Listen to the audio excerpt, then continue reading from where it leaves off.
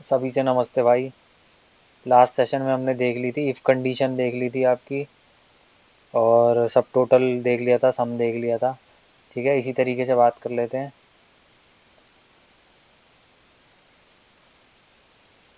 Count formula देख लेते हैं आज, काउंट कैसे लगना है। ठीक है भाई।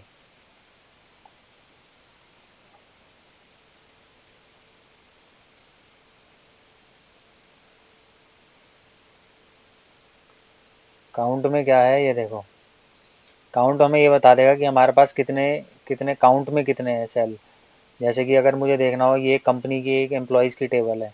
ठीक है, अब मुझे ये देखना है कि इस कंपनी में कितने एम्प्लॉयज़ हैं। हालांकि ये छोटी टेबल है, बट जब आप बड़े लेवल पे देखोगे तो 1000 2000 एम्प्लॉयज़ होंगे। अब एक एक करके गिनने तो बैठोगे नहीं।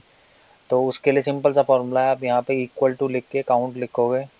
काउंट लिखने के बाद आप यहाँ से सारे सेल सिलेक्ट कर लोगे, जितने भी बंदे हैं, या कोई भी एक कॉलम पकड़ के सिलेक्ट कर लोगे। इजी गोल्ड एंटर करोगे, ये दिखा देगा। ठीक है, अब ये इसने जीरो क्यों दिखाया है ये मैं बताता हूँ आपको। अगर यही जगह आपने टेक्स्ट की जगह कोई न्यूमेरिक कॉलम आपने सिलेक्ट किया होता, जैसे मान लो मैंने यहाँ से इज इक्वल टू काउंट करके, अगर मैं यहाँ पे ये न्यूमेरिक कॉलम काउंट करता जिसमें कुछ नंबर न्यूमेरिक वैल्यू है, तो ये यहाँ पे ज़रूर दिखाता रिजल्ट। ये इसने दिखा दिया 19 कॉलम है। तो अगर आपको इस कंडीशन में, अगर आपको अल्फ़ाबेटिकल कोई कॉलम सिलेक्ट करना है, उससे काउंट करना है कि कितने एम्प्लॉयज़ हैं, तो उस कंडीशन में यहाँ पे हम काउंट ए का यूज़ करते हैं। ठीक है, काउंट ए करेंगे, यहाँ से हम रेंज सिलेक्ट करेंगे, रेंज सिलेक्ट करके एंटर करेंगे तो ये दिखा देगा कितने रिजल्ट हैं। ठीक है, इस तरीके से काउंट और काउंट ए का यूज़ किया जाता है। इसके बाद हम बात कर लेते हैं काउंट इफ़ की। ठीक है, काउंट इफ़ में हम कंडीशंस लगाते हैं कुछ। जैसे मैंने यहाँ पे लिखा काउंट इफ़, काउंट इफ़ लगा के मैं इनको रेंज दूंगा। ठीक है, मैंने यहाँ से रेंज दे दूंगा। मान लो मैंने इसको डिपार्टमेंट की रेंज दे दी। ठीक है, डिपार्टमेंट की रेंज देने के बाद मैं इससे पूछूंगा कि क्राइटेरिया। अब ये देखो, यहाँ से आपको सजेशन में देगा, कभी भी फॉर्मूला लगाते हो आप यहाँ से सजेशंस देगा। तो सजेशन में क्राइटेरिया मांगा है रेंज के बाद, तो क्राइटेरिया मुझे इसे देना। मान लो कि मुझे अपने एचआर में देखने कितने एम्प्लॉयज़ हैं, तो मैं यहाँ पे डबल कोट्स में लिखूंगा एचआर। जैसे ही मैं ब्रैकेट क्लोज करके एंटर करूँगा तो इसने बता दिया एचआर में 2 बंदे हैं। इसी तरीके से अगर मुझे कोई और डिपार्टमेंट में देखने हैं, तो मैं इसी डबल कोट्स के अंदर जो वैल्यू लिखी है उसको चेंज कर दूंगा। मान लो मुझे स्टोर में देखना है, तो मैं यहाँ से स्टोर का देख लेता हूँ 4।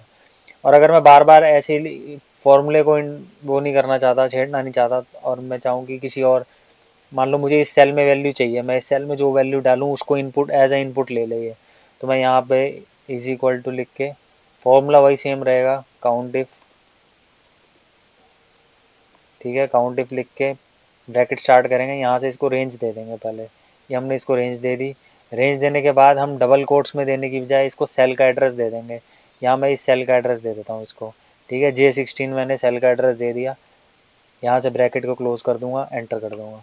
ठीक है, अब मैं इस सेल में जो भी वैल्यू डालूंगा, ये उस सेल की वैल्यू को एज ए इनपुट लेगा, उसका हमें आउटपुट देगा। मैंने यहाँ HR लिखा, इसने 2 बंदे बता दिए। यहाँ मैं अकाउंट लिख के चेक कर लेता हूँ, इसने 4 बंदे बता दिए। तो इस तरीके से इसका यूज़ किया जाता है। ठीक है, तो काउंट इफ़ में और भी है। मैं जैसे एक काम करता हूँ, अगर मुझे जैसे सैलरी चेक करनी है, ठीक है, अब मैं यहाँ पे क्या करूँगा, एक एग्जांपल और देख लेते हैं।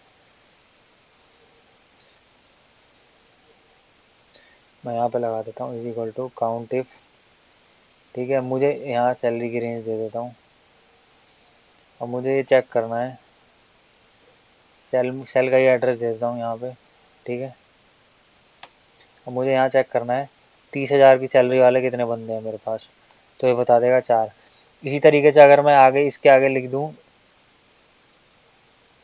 लेस देन इक्वल टू, ठीक है, मैंने यहाँ पे लेस देन 30,000 लिख दिया, तो ये उसका रिजल्ट दे देगा कि 8 बंदे हैं। अगर मैं इसके साथ लिख दूँ कि 30,000 से नीचे और 30,000 के बराबर कितने बंदे हैं, तो ये उसका रिजल्ट भी देगा आपको अलग। तो हर चीज़ का अलग रिजल्ट मिलेगा आपको, ये देखो। तो इस तरीके से इसके बहुत यूज़ हैं। आप जैसे जैसे यूज़ करोगे, अलग अलग कंडीशन लगाओगे, तो आपको पता चलेगा कि किस में क्या है क्या नहीं है। ठीक है, ठीक है भाई, इसी तरीके से सारे फॉर्मूले हैं, आप यूज़ करके देखो इसको, काउंट के सारे फॉर्मूले। कोई डाउट आए तो पूछो। ठीक है, आप थोड़ा सा और एडवांस में चल लेते हैं, अब बात करते हैं सम इफ फॉर्मूले की। ठीक है, तो सम इफ फॉर्मूले में क्या है, हम दो कंडीशन, दो एक कंडीशन, जैसे 2 कंडीशन लगाएंगे, हमें उसमें से रिजल्ट निकालना है। जैसे मैं आपको एग्जांपल के लिए बता देता हूँ, मैंने यहाँ पे कंडीशन लगाई सम इफ़, ठीक है। सम इफ़ हमें बताएगा ये, हम ब्रैकेट स्टार्ट करेंगे, यहाँ से हम इसको रेंज दे देते हैं। यहाँ मैंने इसको रेंज दे दी, ठीक है। डिपार्टमेंट, क्राइटेरिया, क्राइटेरिया दे दिया मैंने इसको। यहाँ से ये सेल का एड्रेस दे देता हूँ, ठीक है, जो भी सेल का एड्रेस है। और ये सम करेगा, मैंने सैलरी निकालनी है, ठीक है। अब मैं बताता हूँ, मैं यहाँ पे लिखता हूँ राज। एक सेकंड, एक सेकंड भाई, देख लेते हैं क्या करना है। अरे मैंने डिपार्टमेंट कलर सिलेक्ट कर लिया, दोबारा लगाते हैं, is equal to some if. अब मैंने यहाँ सम इफ का फॉर्मूला लगाया, मैं इसको रेंज दे दूंगा ये एम्प्लॉय नेम की, ठीक है। मैंने इसको एम्प्लॉय नेम की सैलरी वो दी, कॉमा लगाया, इसको क्राइटेरिया दे दिया हमने इस सेल का, इस सेल में जो भी होगी वैल्यू उसके बेस पे हमें आउटपुट देगा ये, ठीक है। कॉमा लगा दिया हमने, ये सैलरी का कॉलम इसको सम करने के लिए दे दिया, ठीक है। अब हमने इसे बोला है कि हमारे पास राज नाम के जितने बंदे हैं उनकी सैलरी का हमें सम बता दे, ठीक है। तो इसने बता दिया 1,27,000। इसी तरीके से मैं अगर राज ना लिख के यहाँ पे डिपार्टमेंट लिख देता, दोबारा से लगाते हैं, is equal to some if, range दे दूंगा मैं इसे डिपार्टमेंट की, ठीक है। मुझे देखना है मेरे पास स्टोर के बंदों की सैलरी कितनी है, स्टोर के डिपार्टमेंट को मैं कितनी सैलरी दे रहा हूँ, ठीक है। कॉमा लगाया, क्राइटेरिया दे दिया हमने उसी सेल का, कॉमा लगाया, सम लगा देंगे यहाँ पे, रेंज दे देंगे सैलरी की, ब्रैकेट बंद करेंगे। वैसे नहीं भी करोगे तो ये ऑटोमेटिकली लास्ट ब्रैकेट खुद बंद कर देता है। एंटर किया 0, ठीक है। अब हम यहाँ पे डिपार्टमेंट का नाम लिख देंगे स्टोर, स्टोर का दिखा दिया इसने। अब मैं यहाँ पे अगर HR लिखूँगा तो ये HR का बता देगा। तो इस तरीके से सम इफ का उपयोग किया जाता है, ठीक है भाई। इस तरीके से सम इफ का यूज़ किया जाता है। बाकी आप अपनी टेबल बनाओ अपने हिसाब से, आप यूज़ करके देखो, आपको समझ में आएगा। बाकी कहीं कोई डाउट हो तो बैठा है तुम्हारा भाई, कोई दिक्कत हो कमेंट में पूछ लिया करो यार, कोई दिक्कत वाली बात नहीं है।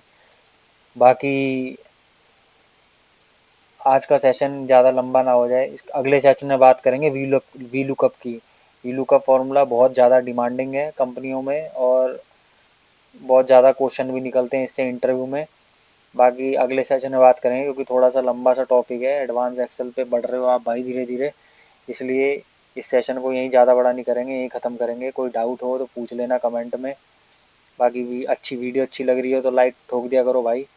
बाकी अपना ठीक है भाई, थैंक्स।